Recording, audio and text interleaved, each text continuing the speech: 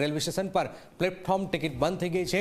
Udhna railway station પર platform ticket બંધ છે। હોળીના તહેવારને લઈને મુસાફરોની આ ભારે ભીડ છે। સ્પેશિયલ ટ્રેન પણ શરૂ કરાઈ છે। સુરત રેલવે સ્ટેશન પર મુસાફરોની ભીડ વધુ જોવા મળી રહી છે। ઉધના દાનાપુરની સ્પેશિયલ ટ્રેન શરૂ કરાઈ છે। યુપી બિહારના લોકોની ભારે ભીડ છે। ઝારખંડ રાજસ્થાનના લોકોની પણ ભારે ભીડ છે। વતન પહોંચવા માટે પરપ્રાંતિયો તલપાપડ થતા હોય છે। અને આપ જોઈ રહ્યા છો કે હોળીના પર્વ પર ખાસ કરીને રાજસ્થાન, ઉત્તર પ્રદેશ અને બિહાર લાખો જે પ્રવાસીઓ જે છે એ પોતાના વતન તરફ મીટ મારતા હોય છે। અને હજુ પણ આપ જોઈ રહ્યા છો કે ભારે ભીડ જોવામાં આવી રહી છે। સુરત રેલવે સ્ટેશન પર મુસાફરોની ભારે ભીડ છે। આ છેલ્લા 10-15 દિવસથી શરૂઆત થઈ ચૂકી હોય છે।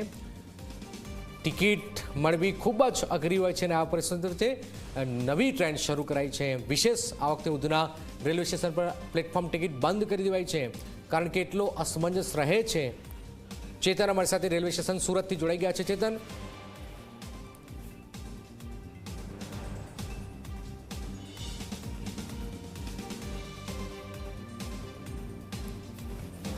ચેતન અમારી સાથે જોડાઈ ગયા છે। ચેતન, ખૂબ જ ભીડ છે આ વખતે, શું થઈ રહ્યું છે ત્યાં? હજુ પણ આજે પણ બહુ હજારોની સંખ્યામાં લોકો આવી રહ્યા છે અને પ્લેટફોર્મ ટિકિટ બંધ પણ કરી દેવાઈ છે। ચેતન,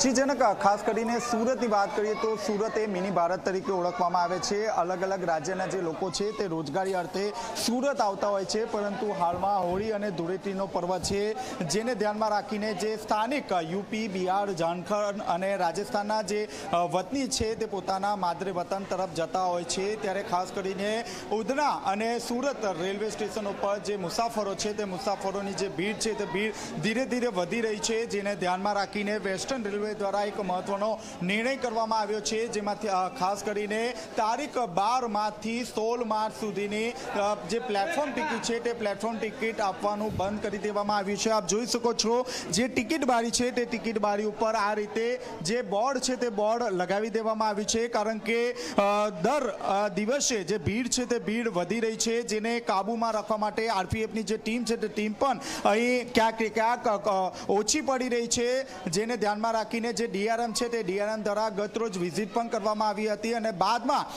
મહત્વની એક બેઠકનું આયોજન હાથ ધરીને આ મહત્વનો નિર્ણય કરવામાં આવ્યો છે। ગતરોજની વાત કરીએ તો યુપી, બિહાર, ઝારખંડ અને રાજસ્થાન માટે 10,000થી વધુ જે મુસાફરો છે તેમને ઉધનાથી જે મુસાફરી છે તે મુસાફરી કરવામાં આવી હતી। હાલમાં પણ આપ જોઈ શકો છો જે ટિકિટ વિન્ડો છે તેમાં પણ લોકોની ભારે ભીડ અહીં જોવા મળી રહી છે। લોકોએ અહીં 15થી 20 મિનિટ સુધી લાઇનમાં ઉભો રહેવાનો વારો આવ્યો છે, કારણ કે ખાસ કરીને સુરત રેલવે સ્ટેશનની વાત કરીએ તો પ્લેટફોર્મ નંબર 2 અને 3નું હાલ રીડેવલપમેન્ટની કામગીરી ચાલી રહી છે, જેને કારણે 281 જેટલી જે ટ્રેનો છે તે ઉધના રેલવે સ્ટેશન ઉપર ટ્રાન્સફર કરવામાં આવી છે, જેને કારણે સૌથી વધુ જે ભીડ છે તે ઉધના રેલવે સ્ટેશન ઉપર જોવા મળી રહી છે।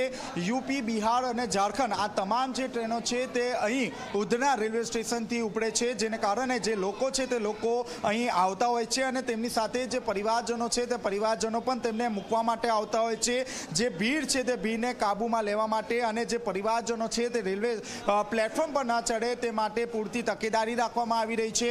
હાલમાં જે આરપીએફના જે જવાનો છે તે પ્લેટફોર્મના જે પ્રવેશદ્વાર છે તે પ્રવેશદ્વાર ઉપર જ ઊભા છે। જે પણ વ્યક્તિ જે રેલવે સ્ટેશન છે તે રેલવે સ્ટેશનની અંદર પ્રવેશે ત્યારે તેમની પાસેથી મુસાફરીની ટિકિટ ચેક કરવામાં આવે છે, ત્યારબાદ જ તેમને અંદર પ્રવેશ આપવામાં આવી રહ્યો છે। આ ઉપરાંત જો પ્લેટફોર્મ ટિકિટ અહીં નથી મળી રહી, જેને કારણે જે લોકો છે તે લોકો પણ અહીં હેરાન પરેશાન થઈ રહ્યા છે, પરંતુ ખાસ કરીને હોળી અને ધૂળેટીના આ જે પર્વ છે તે પર્વમાં ભાગદોડનો માહોલ ન સર્જાય તે માટે રેલવે પ્રશાસન દ્વારા આ મહત્વનો નિર્ણય લેવામાં આવ્યો છે। જનક, બિલકુલ, આ ખૂબ જ મહત્વપૂર્ણ જાણકારી ચેતન આપી રહ્યા છે। ચેતન, આપણી પાસે ફરીથી આવીશું। આપ જોઈ રહ્યા છો કે લોકોને ઘરે જવું છે પણ કેટલાક લોકો ઘરે નથી જઈ શકતા। આપ જો કતારબંધ લોકો લાઈનમાં ઘરે જવા માગી રહ્યા છે।